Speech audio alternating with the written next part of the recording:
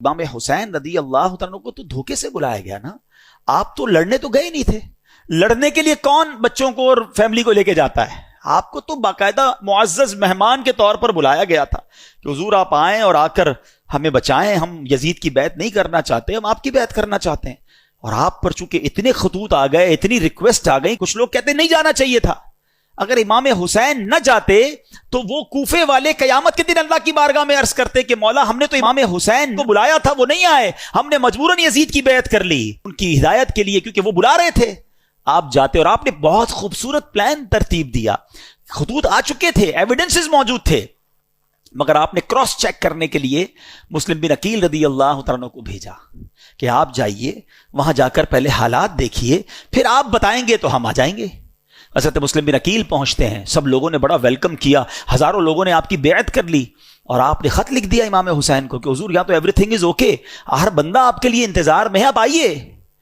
Unfortunately دیکھیں کہ خط ادھر پہنچتا ہے, امام حسین ادھر روانہ ہوتے ہیں اور ادھر کوفے والوں نے غداری کی اور وہاں حضرت مسلم بن عقیل سے دھوکہ کیا, آپ کو شہید بھی کر دیا گیا. حضرت مسلم بن عقیل کے بچوں کو بھی شہید کیا گیا, اور حضرت مسلم بن عقیل رضی اللہ عنہ آخری وقت تک کہتے رہے کہ کاش میں وہ خط نہ لکھتا. آپ ٹریول کر چکے, اور ادھر حضرت مسلم بن عقیل کو شہید کر دیا گیا.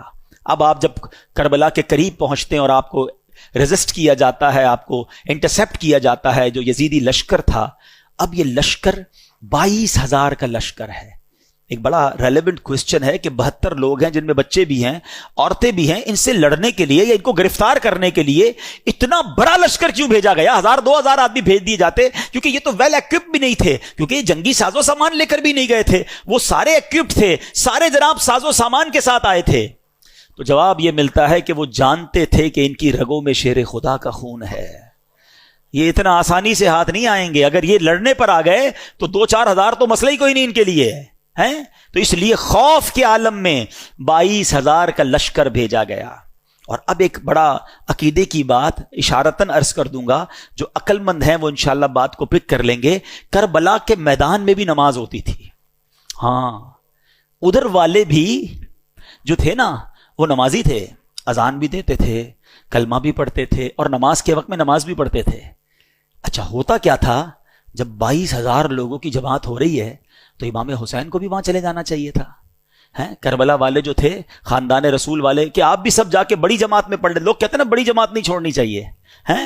تو کربلا کے میدان نے یہ بھی پیغام دے دیا کہ 22,000 کی جماعت الگ ہوتی تھی اور 72 والوں کی جماعت الگ ہوتی تھی.